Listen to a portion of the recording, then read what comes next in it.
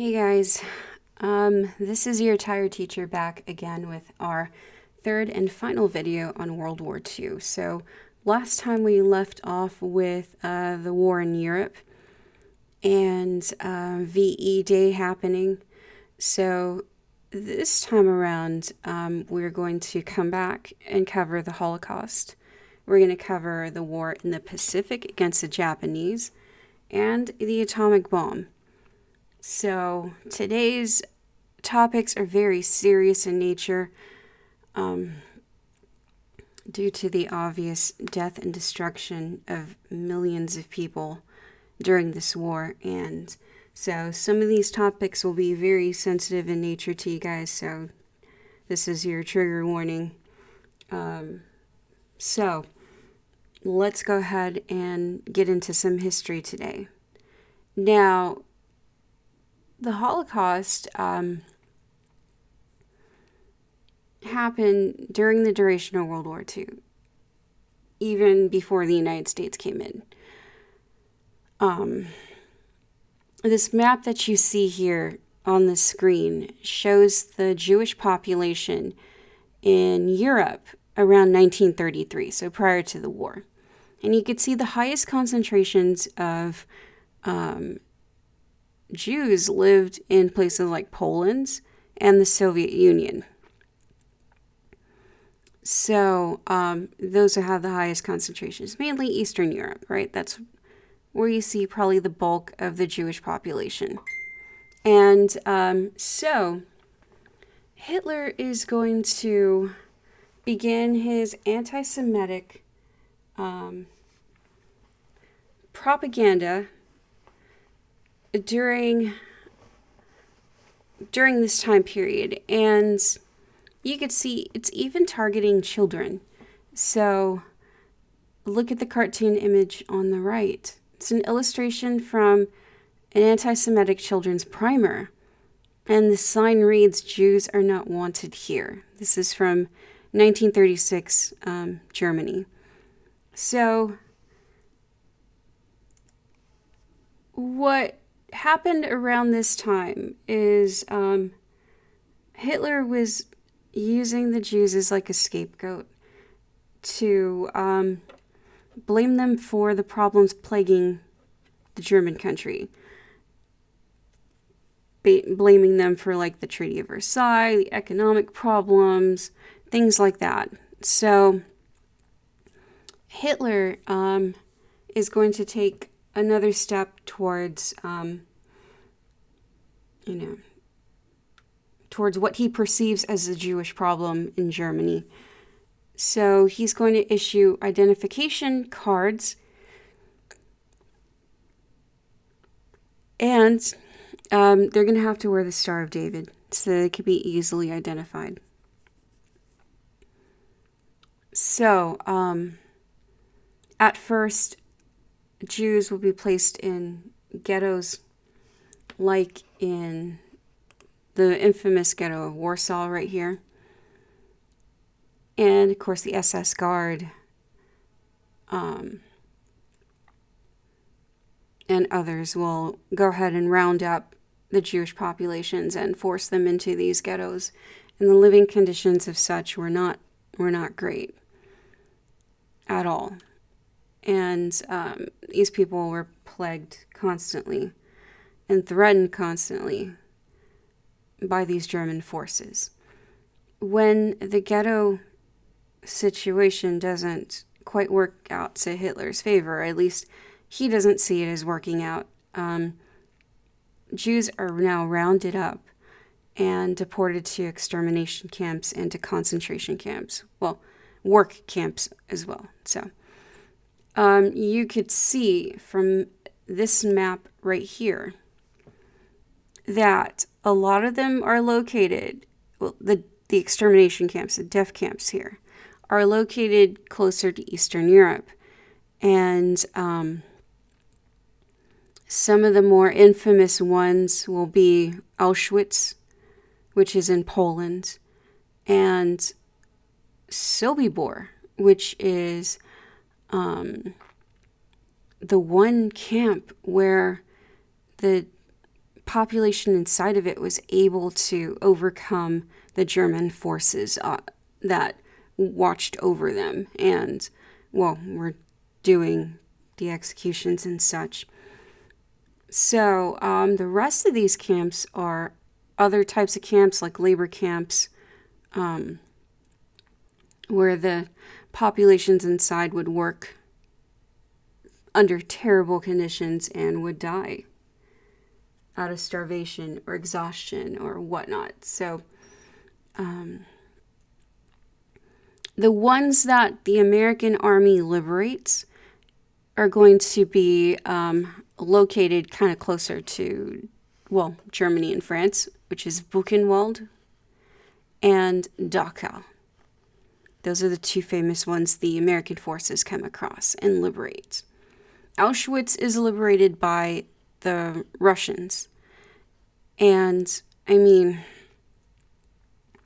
this war, guys, we have footage of it. We have actual film reels showing the troops marching into concentration camps and showing what they see. If you wish to look for these videos, you can find some on YouTube. Though they always get censored because, well, obviously you're seeing terrible, terrible things happen to these people. And, well, the dead. You're seeing a lot of people who are dead in these videos. Now, one famous video that was shot by Norman Krosna, who used to work for Hollywood before joining the war and working for the army. The video is called Lest We Forget, and this one is so striking. I think because they use color footage to show the concentration camps. I know, guys, it's one thing to see this in black and white, but when you see the concentration camps in color, there's just something way, way different about it. And it just makes a terrible, terrible situation all that more intense. So that video does exist here on YouTube. And you could also watch it on the Holocaust Museum website. That video, along with several others on the Holocaust website, definitely do show the horrors that the troops experienced walking in and seeing all of this. I mean, these troops, people like Patton. Let me go back to the picture of Patton for you guys. Patton is definitely an army guy. This guy is tough. This guy thinks he's the reincarnated General Hannibal. And so he takes a lot of like his strategy moving forward into Sicily and through Italy and whatnot. This guy is such a hardened soldier that when he visits an army hospital, you know, he's there like thanking the soldiers for their service and whatnot. And he comes across this one dude who looks fine on the surface. I mean, he looks like nothing, no injuries occurred, like nothing. And so he stops and he's like, "Why are you in here?" And the guy says, "Oh, I have shell shock," which is basically PTSD. So Patton just starts wailing on this dude, like starts hitting him and stuff. He's like, "You should be ashamed," blah, blah, blah, blah, blah. And of course, Eisenhower and a lot of the higher ups are like, "Patton, what the hell did you do?" But Patton's the type of guy who's definitely the soldiers' like leader. I mean, soldiers look up to him so much. And this guy is not really fazed by what he has seen in war. But when he comes across Buchenwald and Dachau, this guy is shook to his core. Because what he sees is death and destruction at the hands of, well, the German guards and some Polish guards that were at these places too. And he cannot fathom how people are in the surrounding towns, because these places were around surrounding towns and like wooded areas and such, how people did not notice all of this death and destruction happening in their own backyard. So this picture down here in the bottom left-hand corner is of General Eisenhower, General Omar Bradley, and Patton. They have just liberated Buchenwald, and you can see the looks on their faces and the faces of the soldiers surrounding them. They're disgusted. They are shocked. The concentration camps haunt them. And they want to make the townspeople see this, experience this, and so they round them up and they bring them to the gates of Dachau and Buchenwald and show them around the concentration camp. And of course the townspeople are like freaking out. They're like, oh my God, this is terrible. You can see footage of that in that video I just mentioned, which is called Lest We Forget. It's something that really, it's disturbing. And so we've seen the top two pictures before, like published in books and whatnot. And I mean, you could see how skinny these people are and like how much they've starved to the brink of death. They're walking skeletons at this point. My great uncle, well, my mom's uncle, was there with Eisenhower, Bradley, and Patton, liberating the concentration camps of Buchenwald and Dachau. He served as an army medic during World War II, and he was even there at D-Day. And what he said about the concentration camps, I mean, he was there at D-Day. He saw all the death and destruction at D-Day, and he says that the concentration camps, that was what really affected him. Seeing these people that he couldn't help because they were already too far gone. So it was very hard for people to get out the word that this was going on, to sneak out pictures of what was happening inside these concentration camps. The Allies did know about these camps a couple years before, but because this area was so heavily fortified and the Germans had control of the areas surrounding the concentration camps, and since they were so strategically placed in heavily wooded areas, it's not like you could do flyby bombings. It's not like you could do any of that stuff or just march on in and liberate. It had to wait until this moment in time, 1944, 1945, after D-Day, after capturing Italy, after the fall of Mussolini, after the Russians march on towards Germany. It had to happen at this time, logistically. So again, I can't recommend this video enough, the Lest We Forget video, because even at the end, it even addresses people who may be skeptical about the Holocaust happening. And it pretty much poses the question, it's like, well, you're seeing it here in the footage. You're seeing these images. Now, when somebody says that, oh, this is exaggerated and fake, you can tell them, well, look at this video.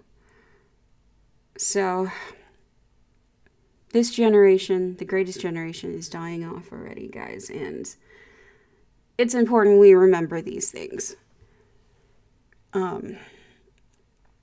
Because, yeah, we're starting to forget. So, wow. Sorry, guys, I started you off with such a intense topic in World War II, but it is very important nonetheless. We can't forget. So, let's go ahead and shift gears, guys, and talk about the war in the Pacific. So, all right. In the Pacific, this is going on at the same time, guys. While we're fighting in Europe, we're fighting against the Japanese in the Pacific. And this is largely going to be a combined thing with the Marines, the Navy, and some Army sprinkled in. It's largely going to be a Navy thing because the Pacific has a bunch of islands. So, what's going to happen is Admiral Chester Nimitz, here in charge of the Navy forces, General Douglas MacArthur in charge of the Army forces, are going to do what's known as island hopping. They're going to hop from one island and liberate it from the Japanese forces, establish like an air base, and then they're going to hop over to the next island and do the same thing until they get close enough to where they're in bombing range of Japan. That's the goal. So one of the big battles that we have is the Battle of Midway, which happens on June 4th through 7th, 1942. This is going to be the turning point of the war in the Pacific. Just like D-Day was the turning point in the war in Europe, Midway is very much that turning point. This is where the Japanese fleet is pretty much decimated. And speaking of, Allied forces compared to the Japanese when it comes to Navy stock, look at this. I mean, the Japanese Navy is a force to be reckoned with, for sure. Even their army, their airplanes, I mean, we are outnumbered. And it didn't help that, they bombed Pearl Harbor, where the majority of our fleet was for the Navy. So it's going to be a real battle to try to gain control again. So here's what we got for like a timeline here. The U.S. fleet at Pearl Harbor, of course, attacks on December 7th, 1941. And then they're going to go on and lay claim to Malaya, lay claim to the Philippines, and to the island of Guam, Tarawa, Makin Islands, Borneo. They even try to take over Australia. We have to surrender the Philippines. We're just like overrun. So early on in the war against the Japanese, we are losing terribly, terribly bad. So when we have to surrender the Philippines, troops are left behind. Filipino soldiers, American troops are left behind. 70,000. A lot of them are going to die from malnutrition and mistreatment, especially the ones that go through the Bataan Death March. Now, if you look at pictures of the Bataan Death March survivors, you're going to see people who are walking as skeletons again. I mean, these people suffered great hardships going through that Bataan Death March and marching across the jungles of the Philippines. MacArthur vows to return to the Philippines to liberate them, and that doesn't happen until 1944. So it's going to be a couple of years that these POWs are suffering under the hands of the Japanese. So one of the major sea battles that we have is the Battle of Coral Sea. This happens on May 7th through 8th, 1942. And by getting control of Coral Sea, This is going to open up the Australian coast to us. This is going to open up Guadalcanal, access to us, New Guinea, access to us. So it's a very important battle. And so we win, thankfully. The Battle of Midway is our other major battle that happens. And this is in June 2nd, 1942. So again, it's a large naval battle. And dude, if you want to see the island of Midway, this is the island of Midway. This is what we're fighting over.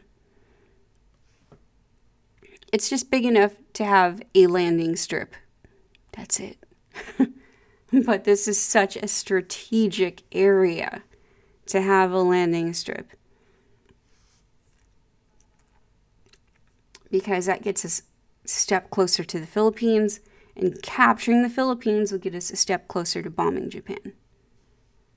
So it's about this time where you're going to start to see kamikazes. You're going to start to see planes definitely attacking our ships. And it is truly brutal. But the victory at Midway is what we needed to turn around this war. And yeah, we decimate the Japanese fleet with this. So, those are our major naval battles. Coral Sea, Midway. Now, as far as capturing decisive areas in the Pacific, one of the major areas we capture is Guadalcanal. This happens from August 7th through 8th, 1942. It's our first major offensive in the Pacific, and we win. We need to seize that airfield there. Because like I said, we're island hopping, right?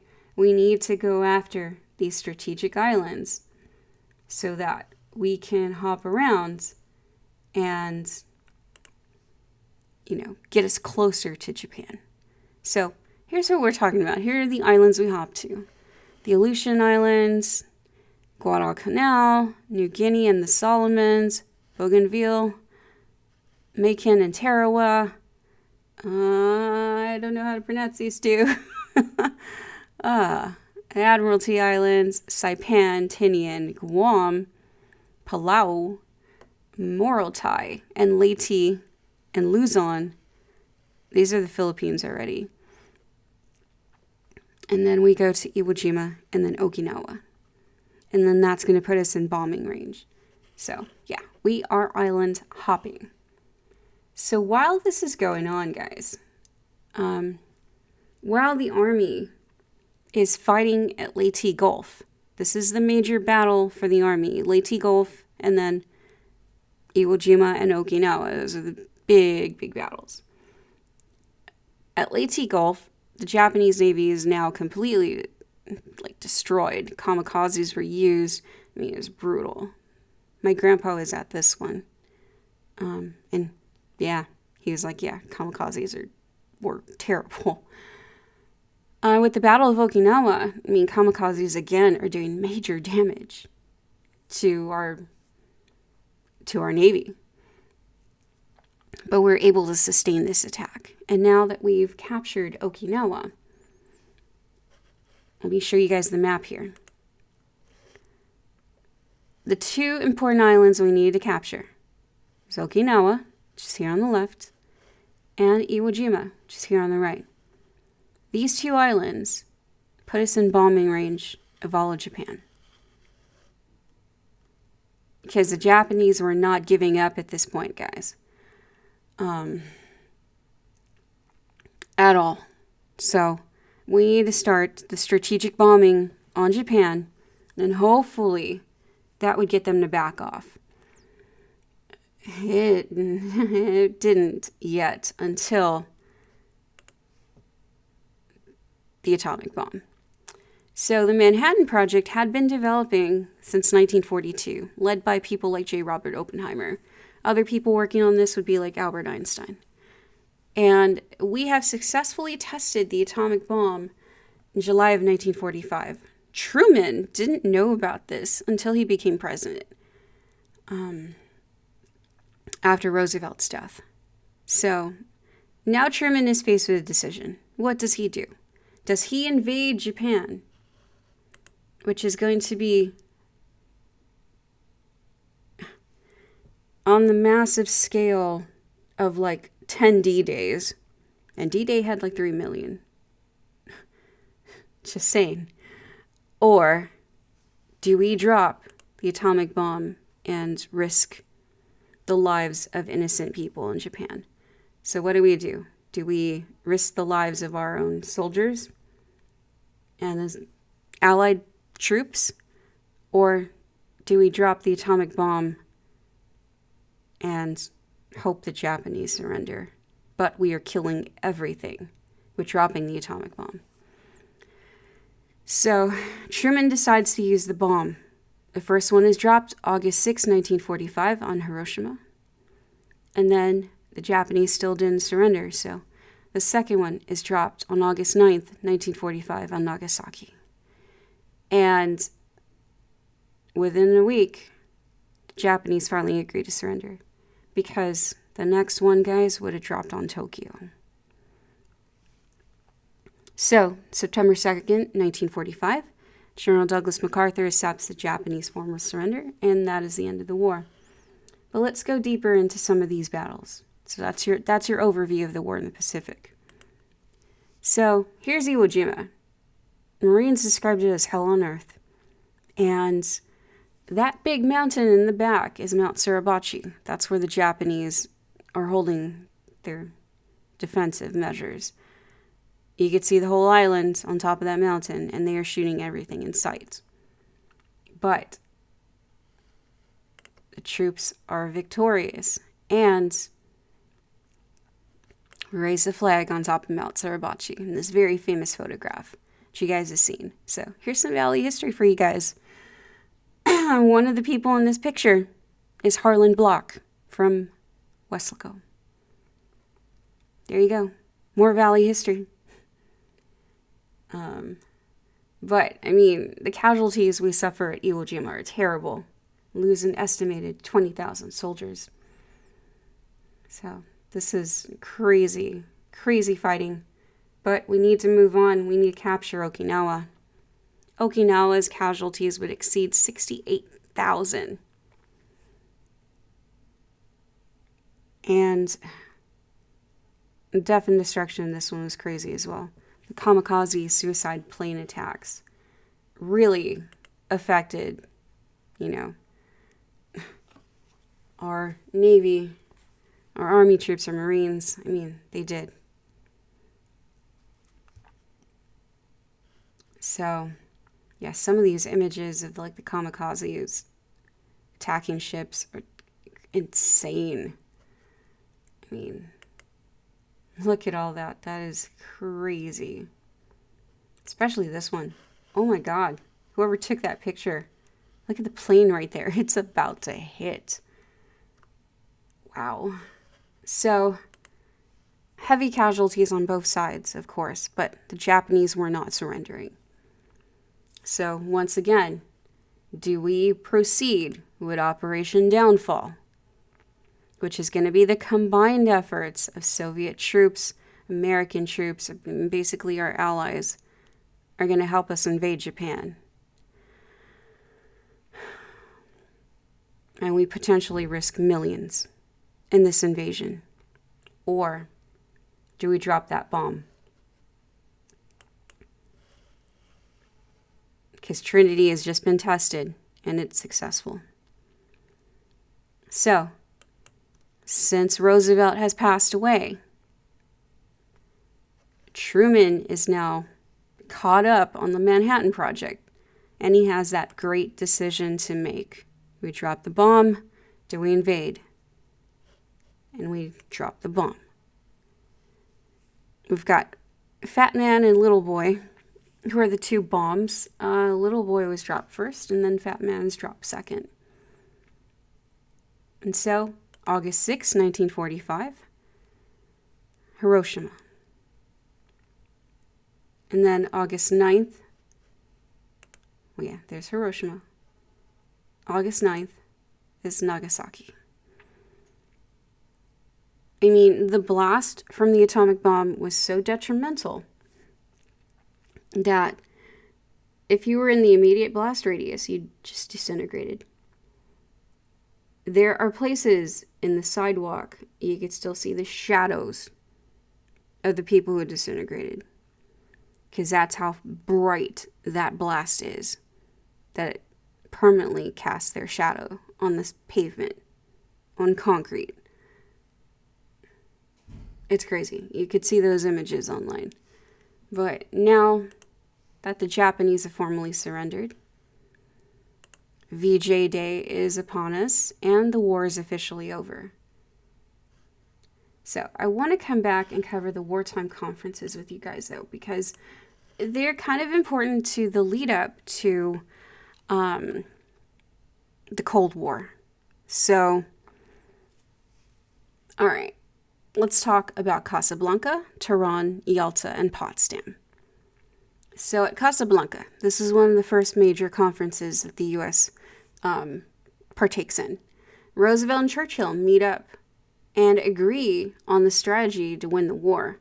So they agree, we got to invade Sicily and Italy and demand their unconditional surrender from the Axis powers, or demand the unconditional surrender of the Axis powers. The big three are going to come together at Tehran in November of 1943. It's Roosevelt, Churchill, and Stalin. And they agree that British and Americans would liberate France via the D-Day invasion, right? The Soviets would invade Germany by marching from the Soviet Union.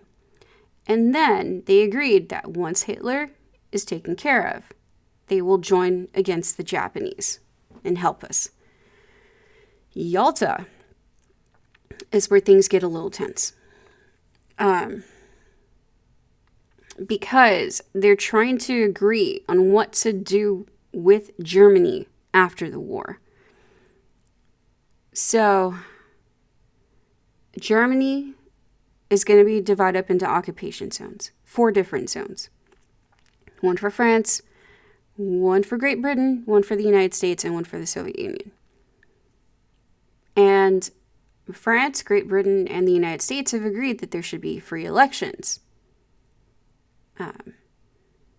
But the Soviets are kind of against that in, well, their part of Germany. So the Soviets did still pledge that, they would enter the war in Japan.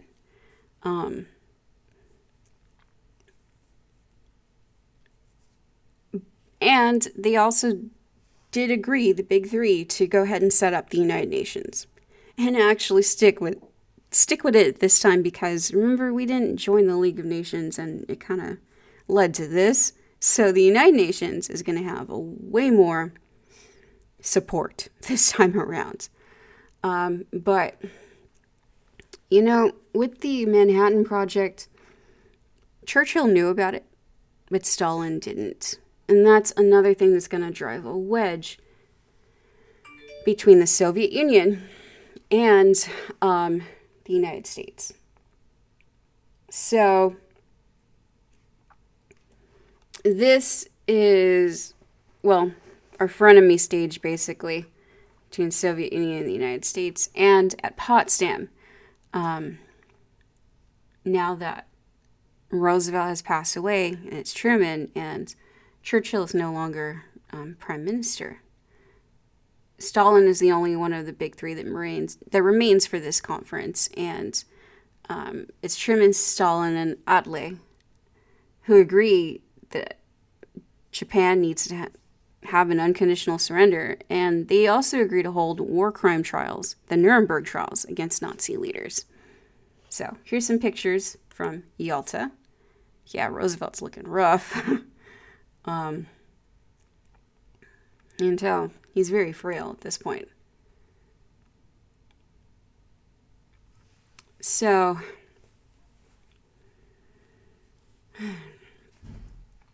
these conferences and the subsequent talks, about what to do with Germany, the Nuremberg trials and whatnot, that came out of like Tehran and Yalta and Potsdam.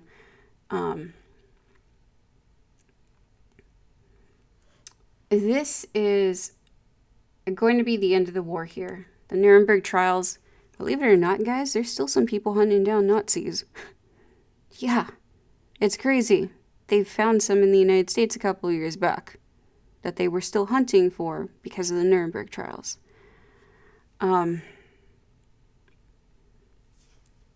People like Hideki Tojo go under trial, and he is found guilty and hanged.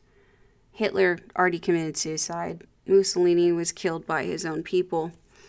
But yeah, there were still a great number of Nazi leaders that were still at large during the Nuremberg trials who had fled to places like Argentina and other areas around the world.